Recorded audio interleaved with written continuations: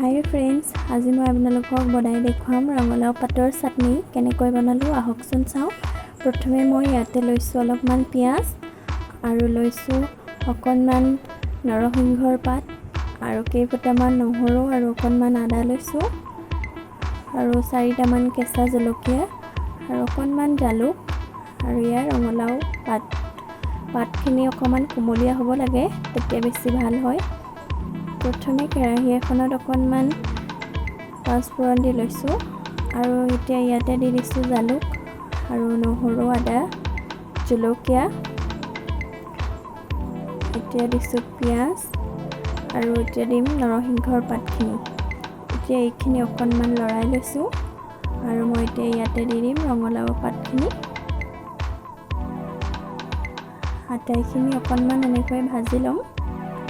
তাৰপিছত সোৱাদ অনুসৰি নিমখ দিছোঁ। এতিয়া নিমখখিনি অকণমান ভাজি লৈ ঢাকন এখন দি অলপ 5 মিনিটমান সিজিবৰ কাৰণে দিলোঁ। গেছৰ ফ্লেমটো ল' ৰাখিব। এয়া সিজি গৈছে। কেঁচা ভাৱটো নাইকিয়া হোৱালৈকে ভাজিলেই হৈ গ'ল। এতিয়া মই ঠাণ্ডা হোৱাৰ পাছত মিক্সাৰ জাৰটোত দি দিছোঁ। এয়া চাটনি ৰেডি হৈ গ'ল। বহুত টেষ্টি হয় খাবলৈ। যদি ভিডিঅ'টো চাই ভাল পালে তেনেহ'লে প্লিজ লাইক কৰিব আৰু শ্বেয়াৰ কৰিব আৰু ছাবস্ক্ৰাইব কৰি দিব।